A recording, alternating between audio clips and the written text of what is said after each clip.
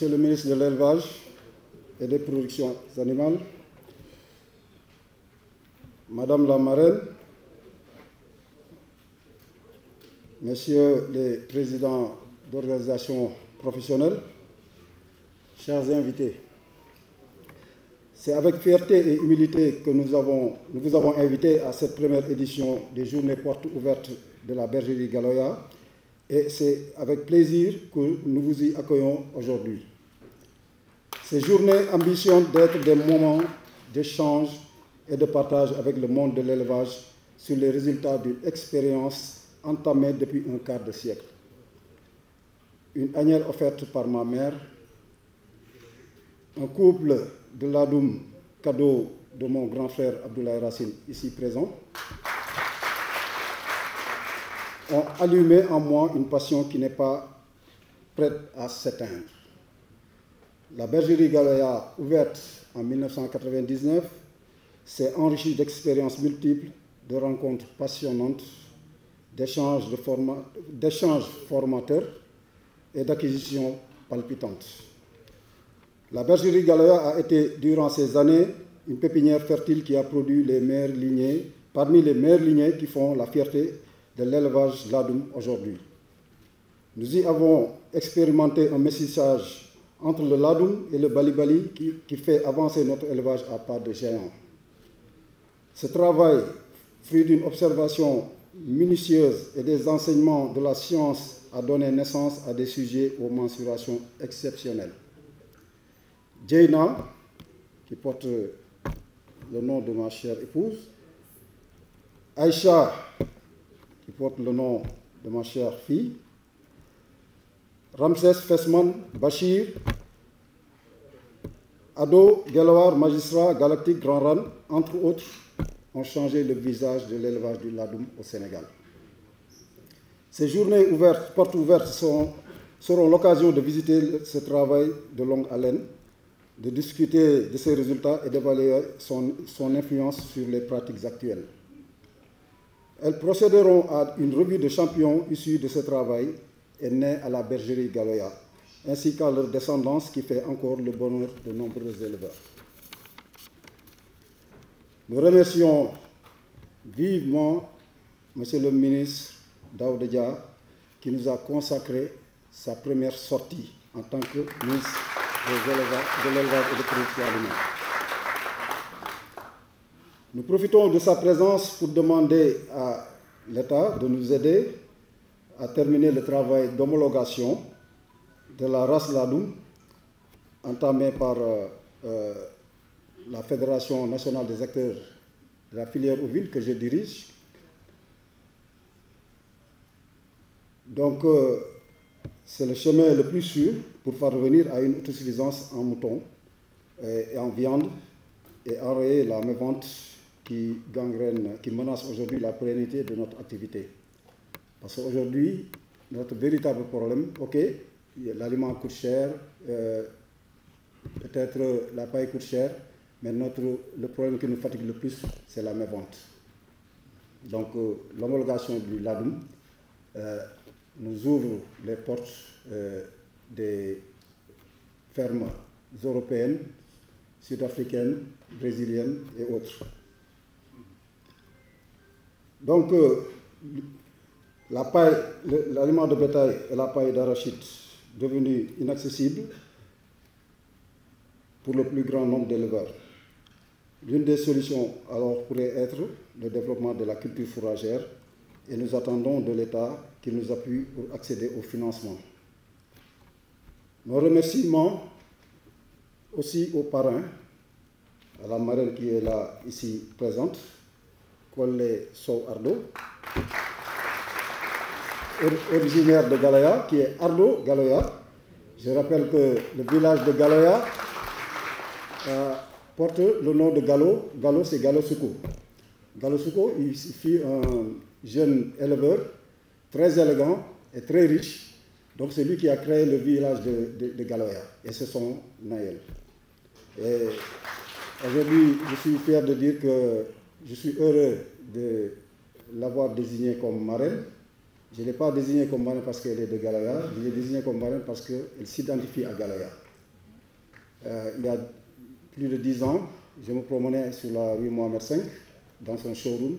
C'était la première fois que j'avais vu la plaquette Galoya. Et récemment, sur la corniche, elle a créé un très grand restaurant. C'est l'un des plus grands restaurants de Dakar actuellement, qui s'appelle le Galoya. Et donc, elle mérite bien ce...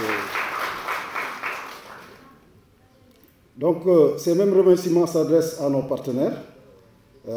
Il y en a beaucoup, je ne peux pas les citer. À la communauté des éleveurs, ici présents, et tous ceux qui ont tenu à nous accompagner par leur présence.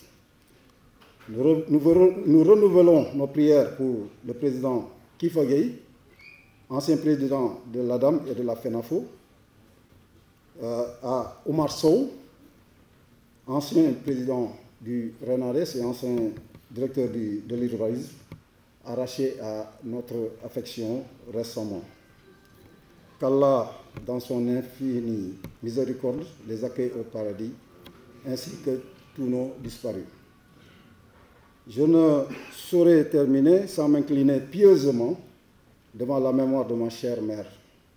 Aïssata Madia Demba Hamdou Defa, mon inspiratrice qui a fait naître en moi la passion ovine. Vous me permettez, monsieur le ministre, de prononcer quelques mots en wolof. mbokk yi maa ngi nuyu ñëpp di leen di sant di am mbégte di leen di accueillir fii fu mu ne nii dama bég ba mënuma wax xam naa ni seetlu ngeen sax bi may lire xaw naa hésité ndax suma xol moo fees parce que suma famille yëpp laa fi gis suma famille si deret suma famille si élevage ak suñu autorité tutelle donc tey jii wax fa dëgg yàlla c'est l'un des meilleurs moments que j'ai eu à vivre parce que comme ni ko ci wax sànq man élevage rek laa bëggu moom laay dund te moom may bëggal mooy c'est ma vie en quelque sorte donc journée yi dafa ma inspiré dama toog di xalaat lu yàgg ma ne bergerie Galoya yàgg na ça fait plus de 25 ans bergerie Galoya référence la bergerie Galoya ñu bëri dañu si xool naka la ñu seen modèle la ñu bëri éleveurs yu bëri dañuy xool naka la ñuy joxee lekk ñu toppandoo ko wala ñu topp si naka la ñuy croiser ak leneen leneen yi aussi gis nañu dans la vie de l'élevage depuis 2009 on fait des concours et il y a beaucoup de la majorité des moutons yu gagné soit foofu la ñuy jóge directement ou indirectement et élevage bi nu mu bindoo nii am nañ ci expérience boo xam ni war nañ ko partager te am na historique bu fi nekk bu nga xam ni waruñu bàyyi mu res donc ma ne may réfléchir lan laa mën a def pour vraiment partager cette expérience lan laa mën a def pour faire vivre cette expérience cette histoire ma xalaat ma ne il faut des journées portes ouvertes bergerie Galoya journée yi nga xam ni dinaa si dekkil champion yu fi jaar yépp loolu tax ma def tableau yi ma ragale noonu loolu tax ma choisir endroit bi c'est cet aspect artistique moo tax ma ne naa def un échantillonnage wala quelques xar rek ak nag li may def ma indi ko fii wane ko ma ne aussi comme dañuy partager suñu expérience dinañu organiser ay panel sur la bonne conduite de l'élevage sur la santé de l'animal organiser panel sur les cultures fourragères organiser panel sur plein de choses yi nga xam ni non seulement suñu mbokk vétérinaires yi suñu mbokk scientifiques yi dinañ ñëw partager ak ñun seen expérience ñoom ak seen xam-xam mais aussi ñu on va partager le modèle Galoya donc looloo waral ñu ne dañuy def ces journées là pour vraiment partager li ñu am pour vraiment restituer une partie de l'histoire et vraiment pour bégal éleveurs yi et quelque part aussi pour montrer la voie parce que yàlla suñu suturaalee ñu nekk leader te éleveurs yi di ñu koy wax ñu nangul leen ko éleveurs yi dañu sas man tey jii éleveurs yi da ngeen ma sas parce que su ma demee su ma rombee ñu naan ma docteur wala professeur wala vraiment champion wala leneen da ngeen ma sas donc sas boobu nag il faut ma mériter ko naka laa koy mériter mooy as tuut bu ma xam as tuut expérience bu ma vivre ma ñëw partager ko ak yéen donc loolu laa def fii encore lépp moo tax lépp lu may def danga koy souvent soo leen gis may publier ak yooyu les cultures fourragères et autres c'est pour montrer le modèle c'est pour teg éleveurs yi si yoon donc loolu la waral bis bi tey di leen di jaajëfal encore une fois et di jaajëfal suma famille suma sœurs yi ñu ngi fii suma frères yi ñu ngi fii suma ñees yi ñu ngi fii suma soxna yaa ngi fii wax naa sànq jéy na Kaja mu ngi fii toog donc suma famille naturel élevage ñu ngi fii am na ñu jógee ba Galoya village nekk fii suñu mbokk raneeru yi gis ngeen kër Ardo bi ñu fi def pour sargal suñu système bi Collé Sow Ardo donc di jaajëfal ñëpp di jaajëfal suñu papa suñu xarit Mansour Mbodj bu nga xam ne suñu royukaay la bi ànd ak ay xaritam ñoom Gora Diaw ak ñeneen di jaajëfal ñëpp pour bañ a gudd encore une fois merci et bonne journée. Merci président ngeen tàccuwaat ko bu baax s'il vous plaît macha allah